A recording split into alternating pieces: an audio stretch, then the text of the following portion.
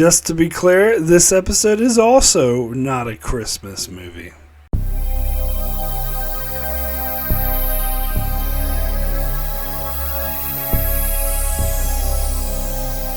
Hello and welcome to Enchantment of Eternity's review for Starship Mine, which is episode 18 of season 6 of Star Trek The Next Generation.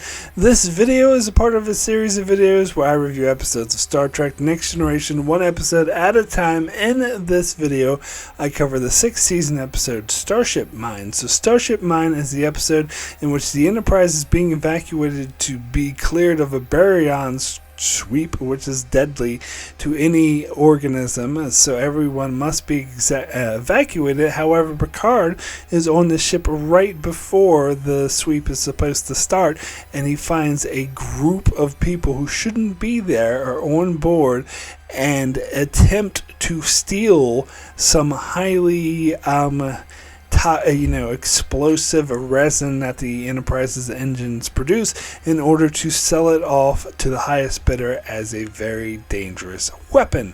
So Picard takes it on himself to try to stop these criminals and knocks them off one by one as they attempt to escape with the highly explosive and deadly material, and eventually it becomes down to a one-on-one between Picard and the main terrorist, and she seemingly gets away on the ship, but he had actually sabotaged the container in which she was carrying this explosive material, and it explodes and destroys the ship, and the day is saved. So,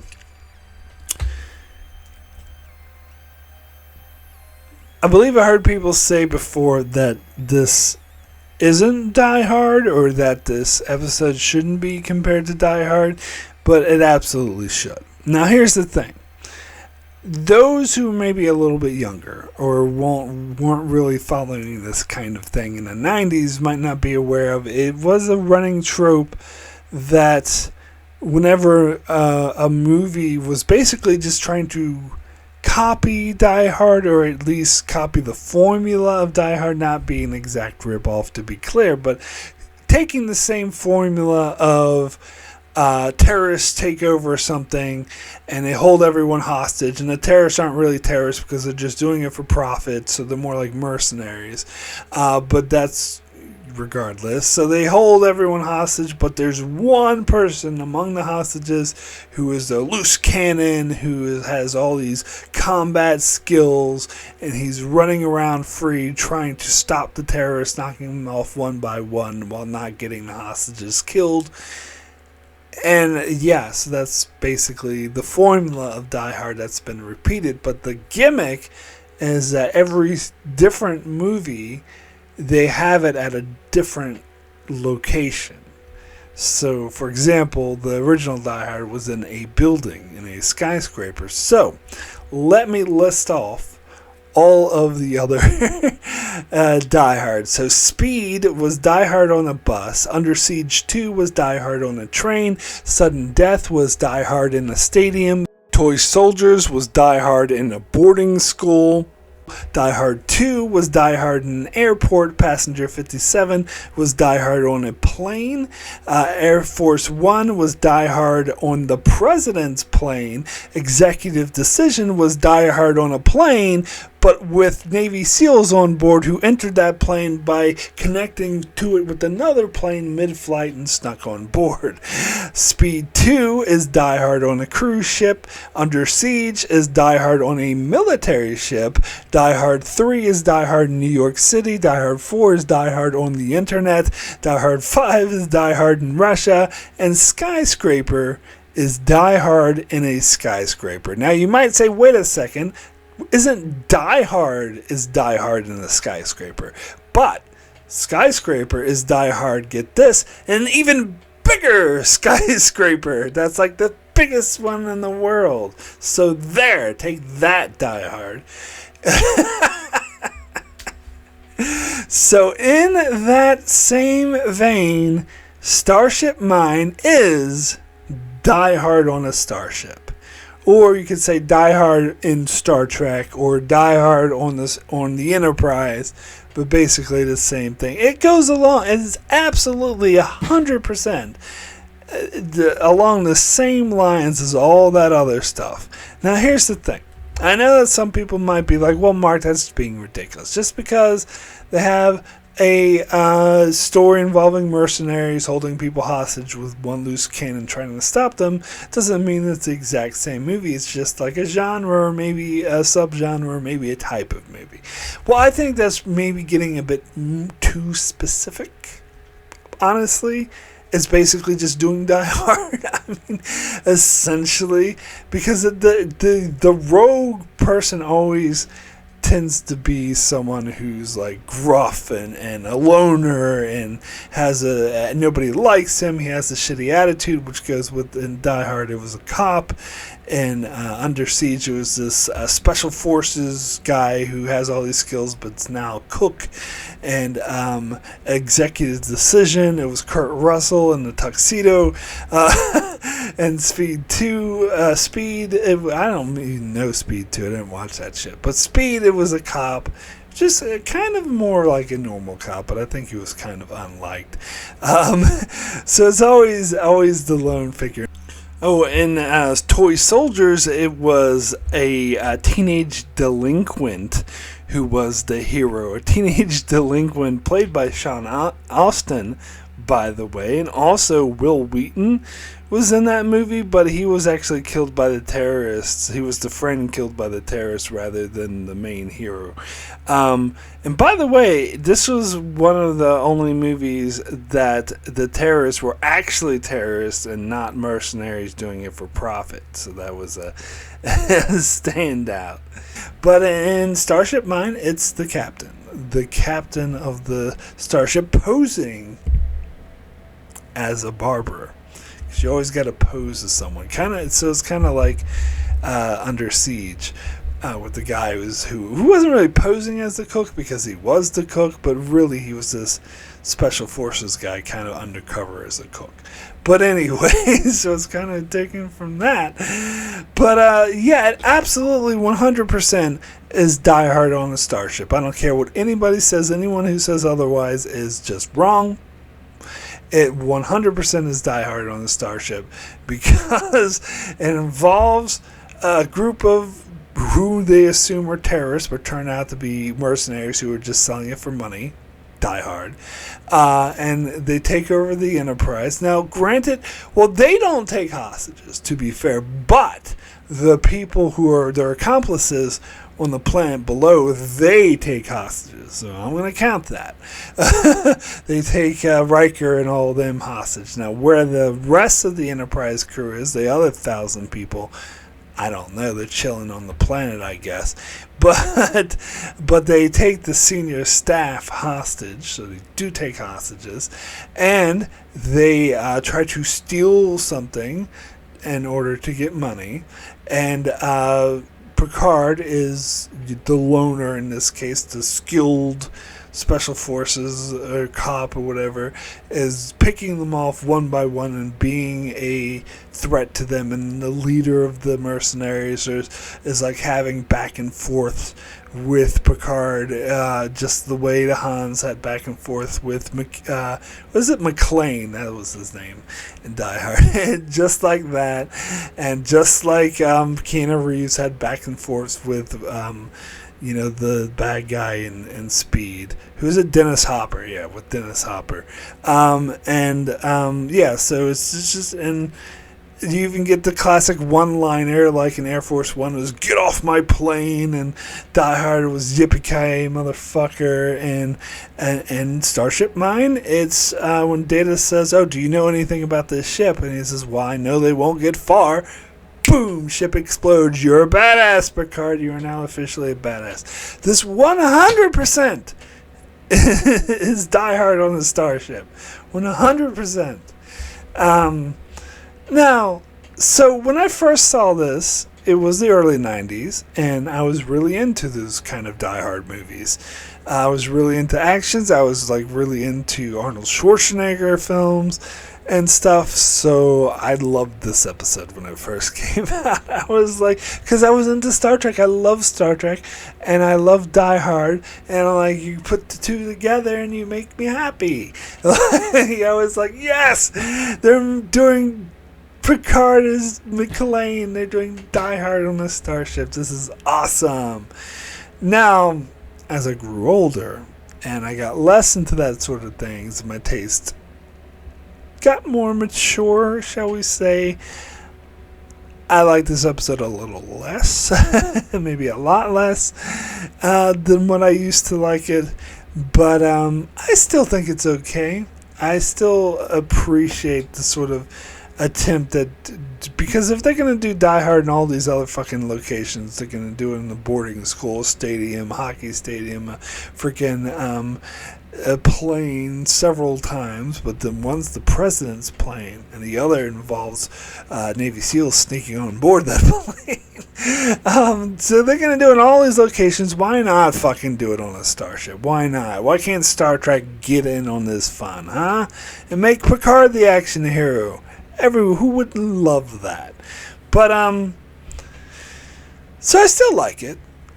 I still think this is a kind of a fun episode to watch. But here's my main gripe, not my only one, but my main one, is that I don't think Kelso, I believe her name is, the leader of the mercenaries, she's not a particularly good villain. She's kind of, I mean, she's okay. She's not terrible.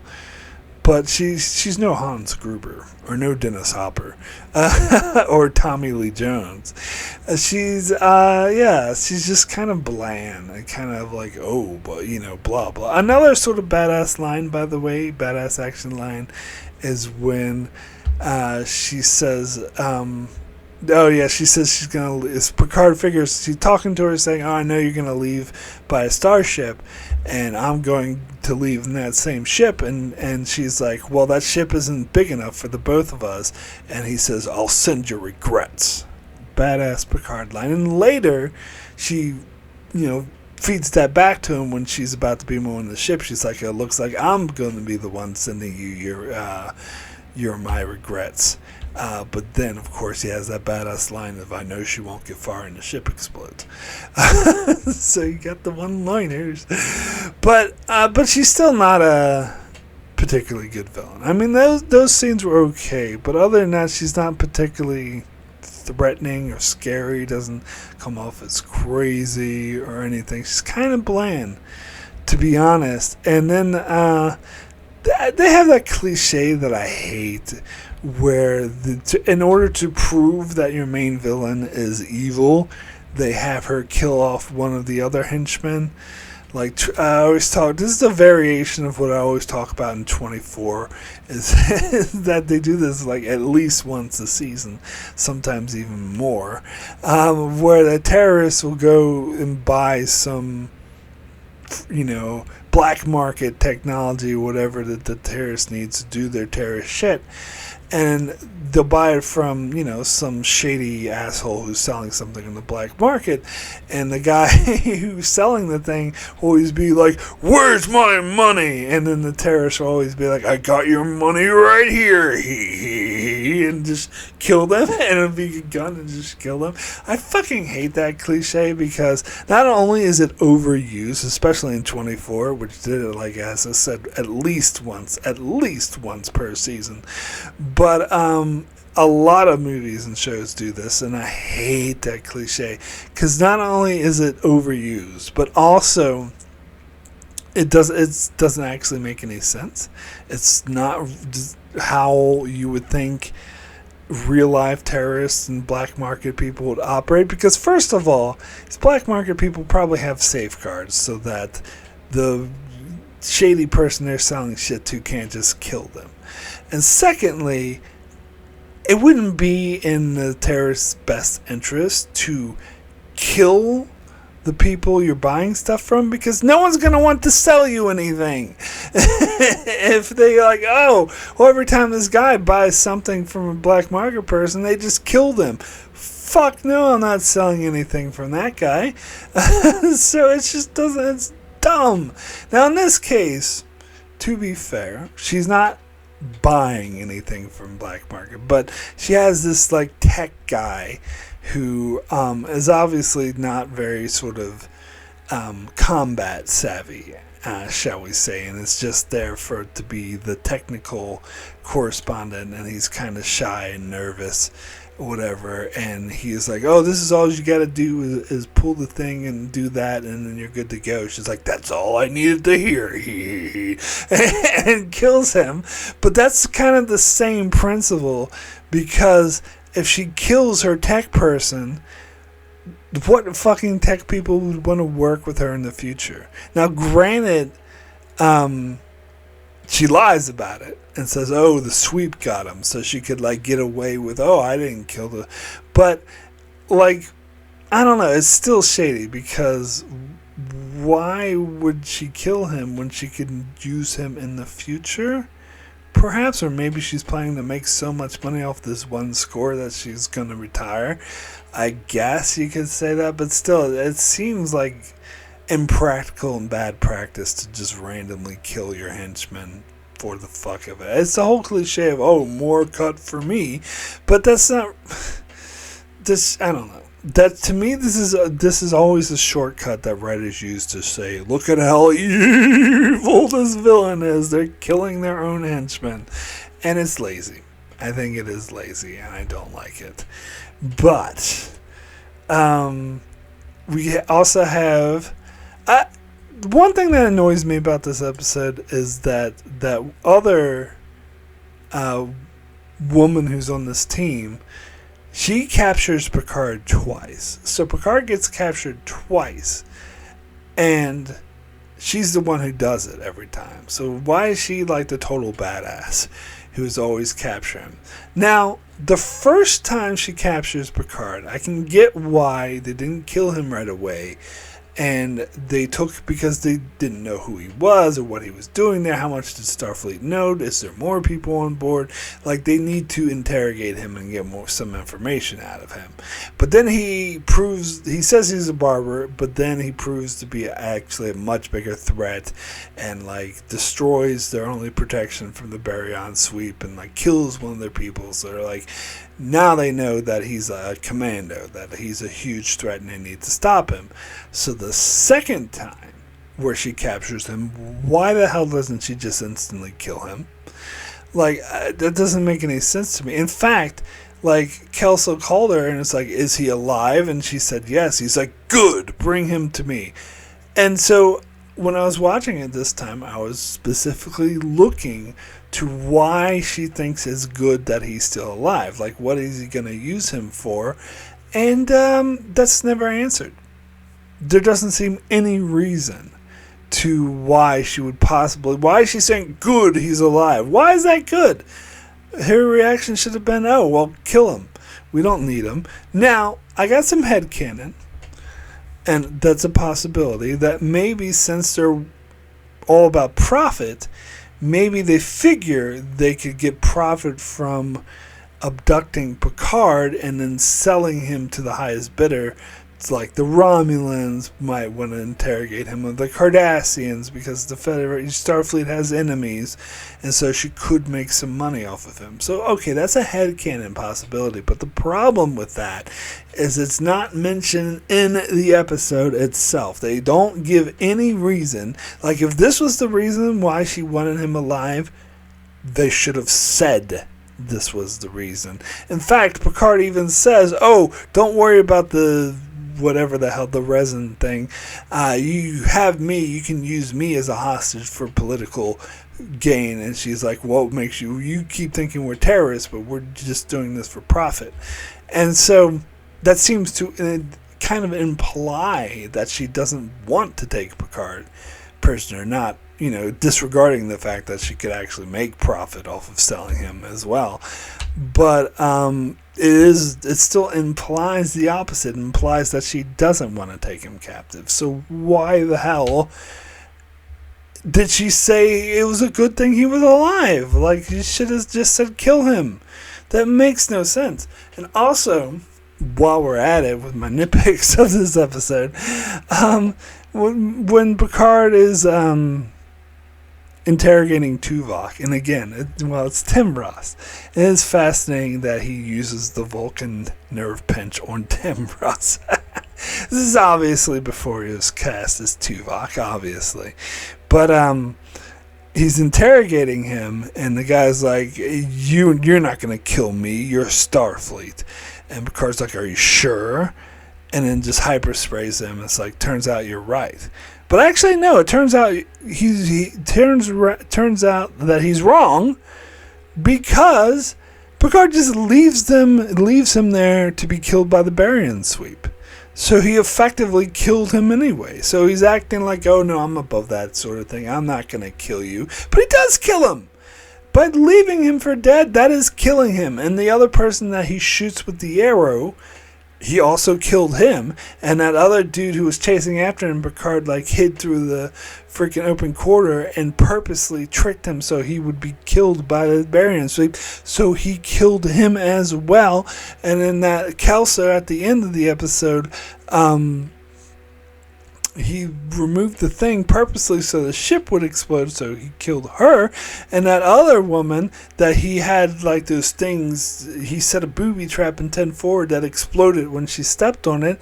So even if she didn't die from that impact, she shortly after the barium sweep comes, so that would have killed her. So he killed her. So he killed everyone on that team.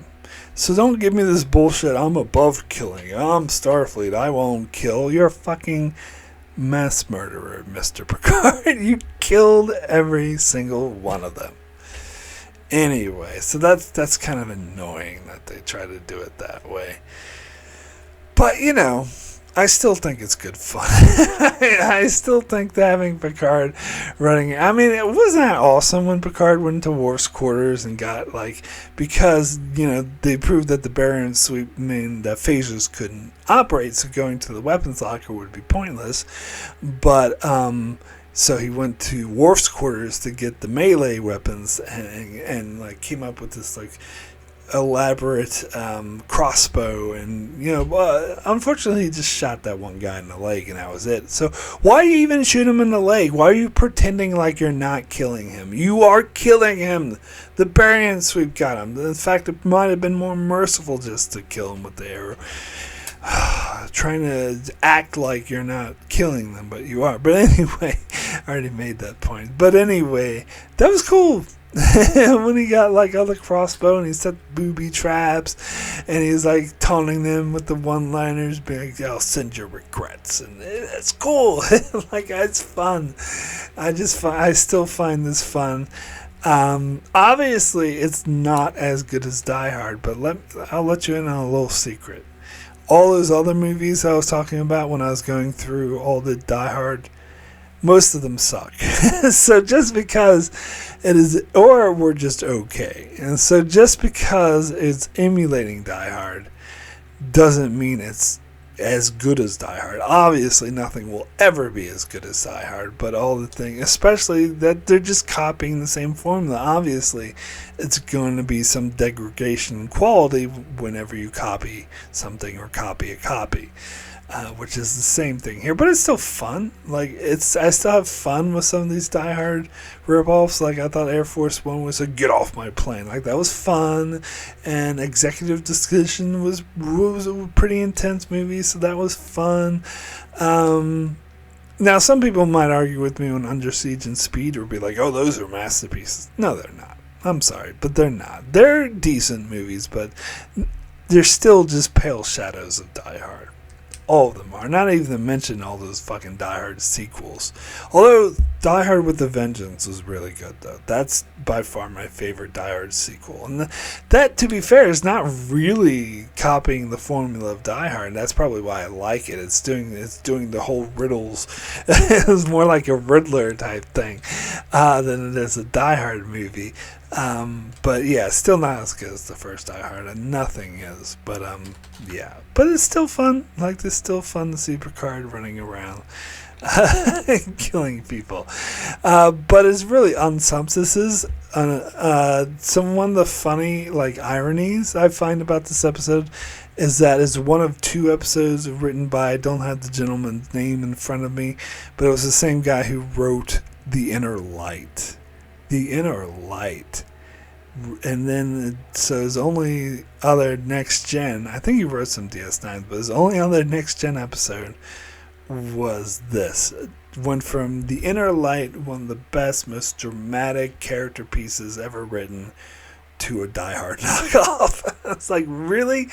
I don't know. And the stuff that this guy usually writes, I think he usually writes for cop shows, so I think it's probably more in line with this than I think The Inner Light was the outlier. And I think that did have a lot to do with a collaboration with Michael Piller, to be fair. So he does look at The Inner Light. I talked about this in my revisited. He looks at The Inner Light as one of the best things, or if not the best thing he ever wrote, which I would agree. But this is turns out is probably more in his wheelhouse. But anyway, let me talk about the stupid B plot. So we get Data trying to emulate small talk. So here's the thing that always sticks out to me about this episode, about the small talk thing, is Data goes to Picard in the elevator and starts being like, oh, the temperature is nice, it's 78 degrees, and Picard's like, what the hell are you doing, Data? And he's like, oh, I'm attempting to fill awkward moment with non-relevant conversation. And he's like, oh, small talk. Well, you should learn from Commander Hutchinson. He's a master. Now, my problem with that is that seems like a pretty huge, crazy coincidence. That the one time, after all these years, when Data tries to emulate all these human behaviors, like trying to understand humor or trying to learn how to sneeze or stuff like that, he just so happens to grab onto small talk and try to master small talk at the exact same time they're about to go to a reception with a guy who is fluent in small talk. Like, that's just too huge of a coincidence. Like, the easy fix would have been that Data knew ahead of time that Hutchinson was known for his small talk, and that's what made him interested in small talk, and that's why he started learning about small talk. But that is not what is described here in this episode.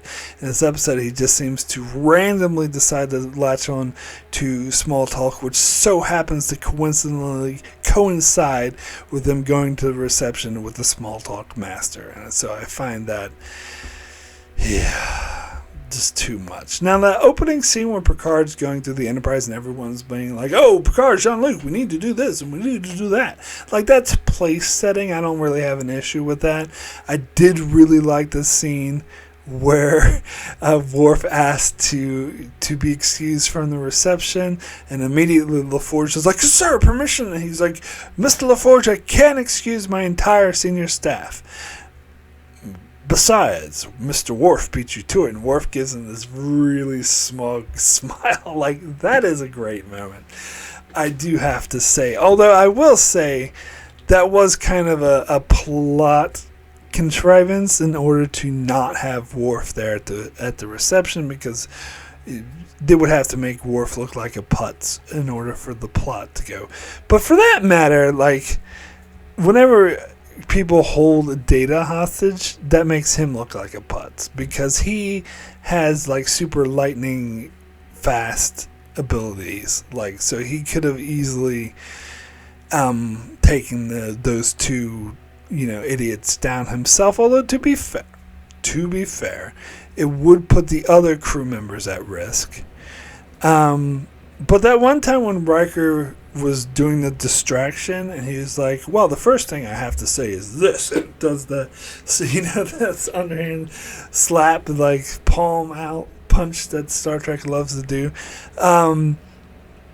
Data could have, instead of doing the distraction, Data could have just attacked the other guy, and then they wouldn't even need to do the bullshit with the visor and knock everyone unconscious and put everyone in pain. They could have just went straight to attacking them.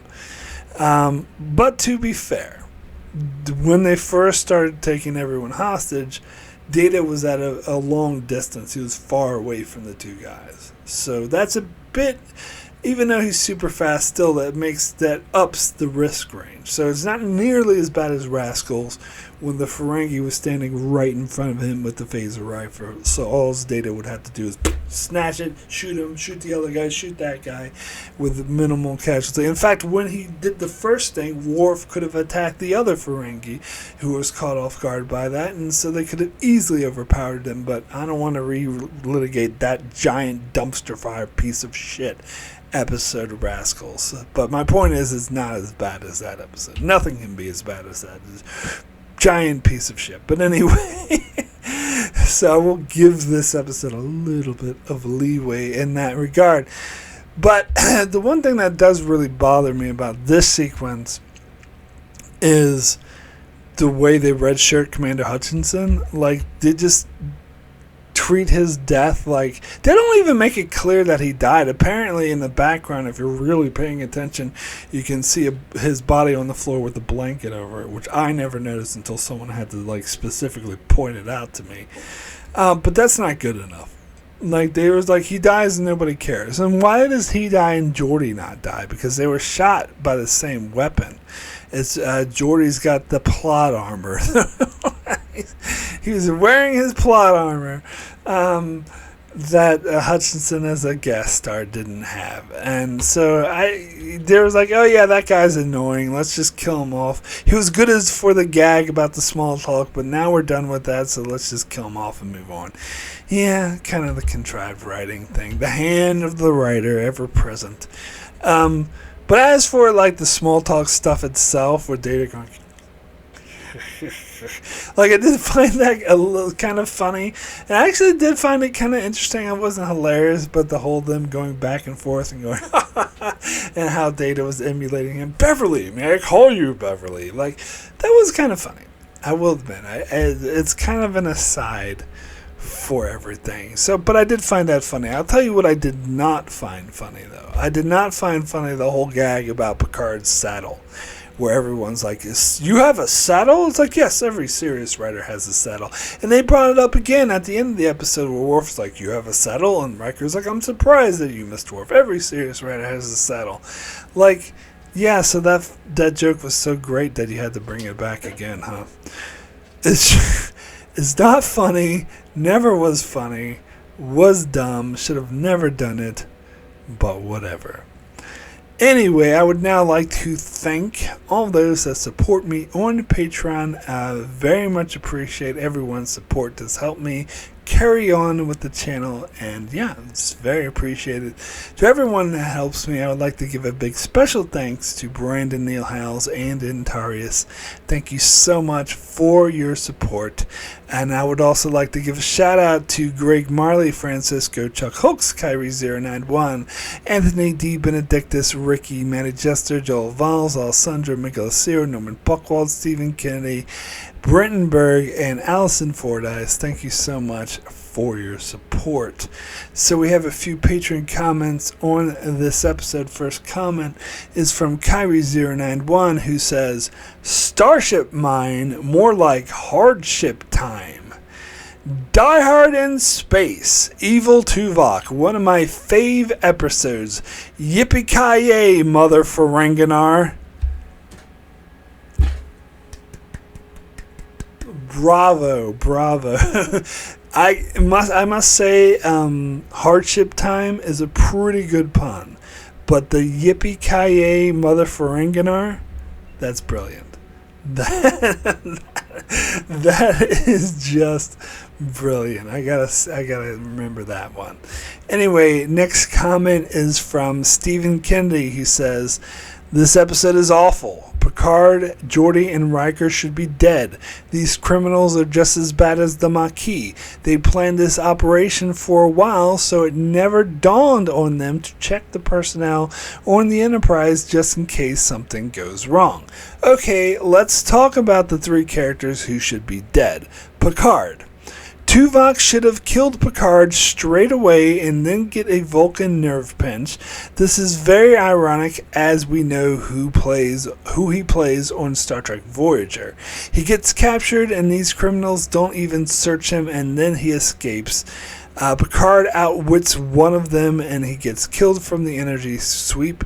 He then shoots one with a crossbow and then is captured again. Instead of killing him, they go to 10 forward for a drink. Geordi should be dead from a shot to the stomach as Commander Hutchinson died from the wound straight away. Riker pushes Orta and then hits him, and that is all. Or the other guy hits him, and that is all. He looks at Riker like a god shite, and then freezes on what to do next. Kill him!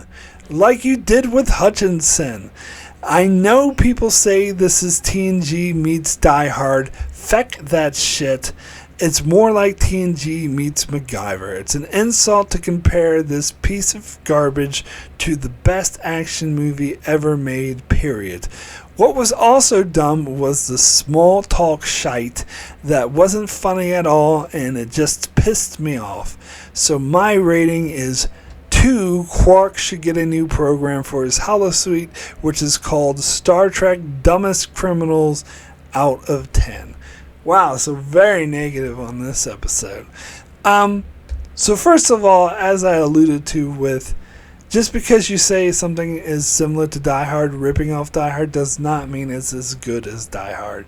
You can, like, for example, comparing Sudden Death or Skyscraper to Die Hard. Those movies are shite, as you say. So just because you're saying it's copying Die Hard does not in any way, shape, or form mean it's anywhere near as good as Die Hard, I will say.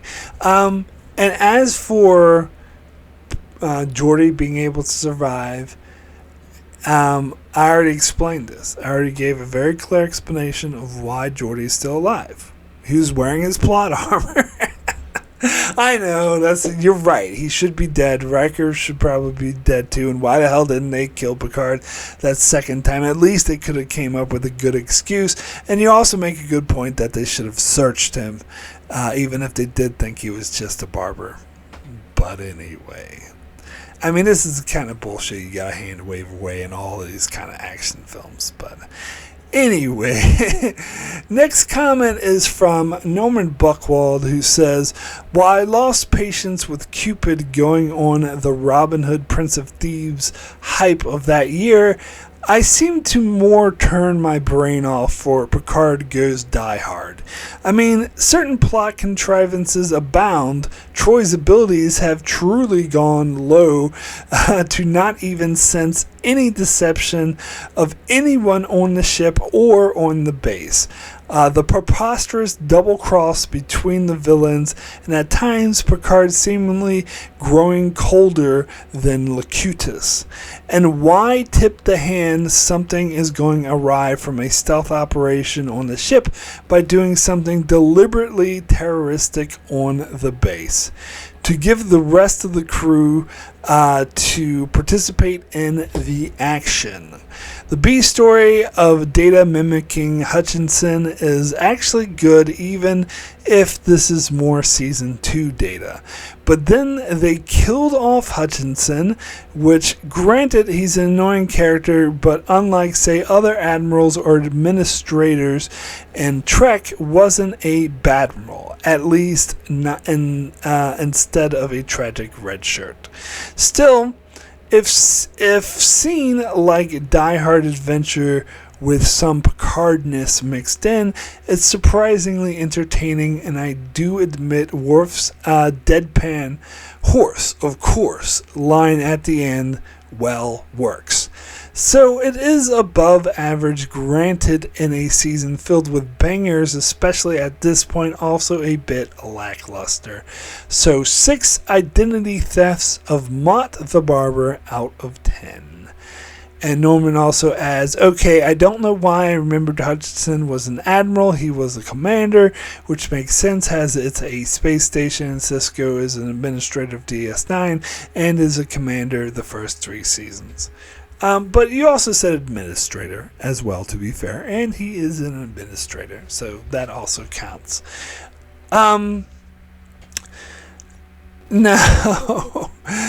let's see. So you make some really good points about Troy's abilities, Yeah, but that happens all the time. Like, she definitely should have, because after the criminals took them hostage, then she started to sense, oh, I sense he's very agitated and scared. And so why didn't she sense anything for sort of deception or ill intent beforehand, huh? I guess she had her powers turned off, kind of like Data's emotion chip.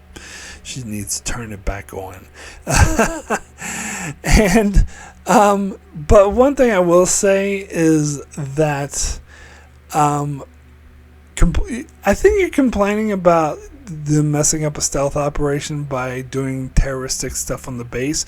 But if you remember, that wasn't their intention. They didn't intend to do any terrorist shit on the base. It's because Geordi saw the shit that they were up to with his visor and kind of blew their cover. And so at that point, they were forced to take them hostage, but that was never the plan. Which also explains why they were so ill-equipped for it and didn't really do a good job by letting them talk to each other and shit. Because they didn't plan on taking hostages. It just kind of happened. So that I can kind of excuse. Yeah.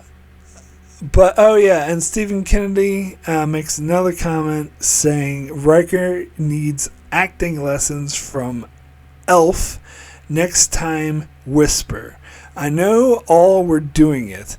At least Beverly and Troy whispered in the next scene. Well, here's the thing about that. The audience needs to be able to hear the characters. And so we kind of have to suspend our disbelief that they are kind of whispering and not being as loud as they actually are being.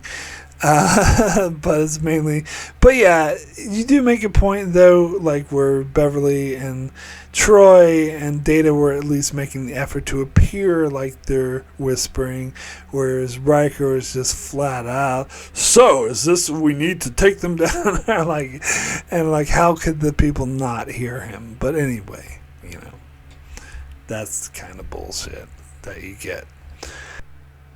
So next comment is from Antarius, who says, this is certainly an entertaining episode, but it's strange how a very lighthearted and funny plot about Data practicing small talk blends into an action plot with a high body count by TNG standards.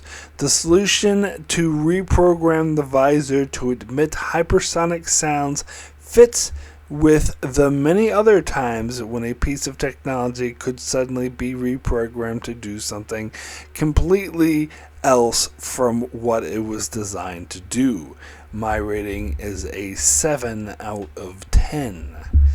Yeah, I do agree that it does, the lightheartedness of the Data doing the small talk does clash a bit with the seriousness of the action plot, which you are correct, has a very high body count for a start. And in fact, Picard just goes around killing everyone. He tries to pretend like he's not, but he is. He's going around killing everyone. He's John McClaning the situation. And so that seems to clash a bit with Data making funny faces and being like, Beverly, may I call you Beverly? So yeah, no, I do agree, oil and water. Not as bad as Schisms, though. I think Schisms was the worst example of that, where they did the Data's poetry thing, clashed that with the very eerie, creepy storyline of aliens abducting people and like cutting off their arms and reattaching them and shit like that. But still, it is kind of doesn't really fit together that well. Anyway, thank you so much, patrons, for your comments. So, my rating for Starship Mine, out of 10, I'm actually going to give this a 7. Very good. Despite its flaws, which there are many, as I pointed out through this review. But you know what? When you get a dumb action movie or a dumb action story like this, where they're essentially just doing Die Hard on the Enterprise, you kind of don't care about all the flaws because that's not really the point. The point is, oh, look at Picard being a badass and having one-liners and going up against the mercenaries. Dun, dun, dun. Even though, so my bigger complaint is the fact that the main villain wasn't that interesting as a villain. So that could have bumped up this rating even more if they actually had a really good villain and a good actor playing them. This could be, I could see it being an 8, possibly even a 9. But no, the boring villain was kind of not terrible, but passable. So it doesn't bring the rating down, but it also doesn't bring the rating up. So I'll give it a 7 for the sheer amount of high octane fun example of Picard going around picking off the mercenaries one by one, and the hostage thing and the small talk thing was passable, even if it did clash with the main plot. So yeah, I give this a 7 out of 10. But anyway, that is it for my review of Starship Mine. So coming up next on my channel, Wednesday will be my review for Lessons. Thursday will be my review for Vortex, getting back to DS9. Saturday, I'll be over on Patreon doing a revisited, this time revisiting my review for The Chase for my Patreon supporters. And then on Monday, we get to meet Mike from Breaking Bad, where I will review the DS9 episode of Battle Line. So that's what's coming up next on my channel. Be sure to check it out as I continue to cover Star Trek Next Generation and Star Trek Deep Space Nine and many other shows as well. So be sure to subscribe so you can keep up with all of that. And thanks a lot for watching.